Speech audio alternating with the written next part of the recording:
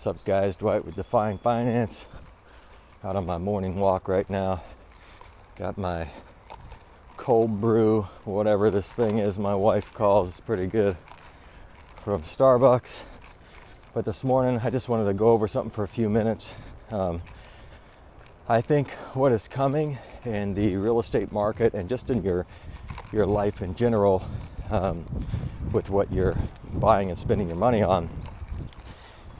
Move the camera down so the sun's not glaring in your face. But anyway, I think rent controls are going to be coming. I don't know if they're going to be nationally or if they're at different state levels. Different states choose to issue these rent controls, but just know rent controls are not a good thing, especially for the poor. Now, if you are somebody that would be categorized as poor or lower class financially, I'm not saying anybody's lower class, I don't believe in that junk, but the thing is, you get pushed out of the market. Now, maybe you're not priced out of the market, but you're pushed out because nobody's ever going to leave. And then there's no incentive to continue building new rental properties, and you're probably not going to be a buyer, right? You couldn't afford the home anyway. So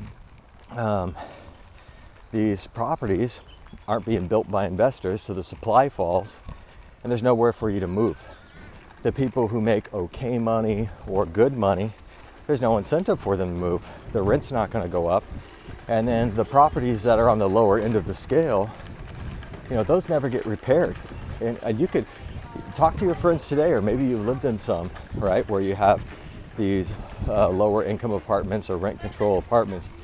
Nothing ever gets repaired because there's no profit, right? Your money that you're paying in rent goes to those investors, and they take a portion of that to reinvest back into that property, assuming they can, have some sort of income off of it. And that's where your new sink comes from. That's where your new bathtub or your paint or whatever, that's where all that comes from. But if there is no profit to be had, nothing's going to get repaired, right? So that's what I think is coming. Rent controls are not going to be a good thing. You want more properties to continue to be built to help drive those prices down. And who knows, maybe the government will come out with some sort of crazy program to try to incentivize builders to build more. But I also think the same thing is coming with price controls on your food. Maybe food staples like rice and beans and oats and whatever, considering the stuff that's going on with Russia. I think we're going to see price controls, but what that's going to do is it's going to make those things disappear, right? Because if the price can't go up with the cost, number one, the producer stops producing those goods, right? There's no profit in it. And you might say, well, that's not fair. They should cast their profit to the side. But the reality is, if they don't have profits, they go out of business anyway. Then there's nothing produced. So anyway, I think what we're about to see over the next 3 to 5 years are price controls coming back in. We'll see how it plays out and what speed it happens at. But don't put it past the government to come out with some other crazy programs. The goal here is just to know what would happen if they did this or did that, and when they do it, make this decision. That's really all you can do, right? You can't really control any of these situations. And the same thing with housing. With the video I put out yesterday, I talked about just housing prices coming down and whatnot. But keep in mind, you have to consider whatever the government does with universal basic income.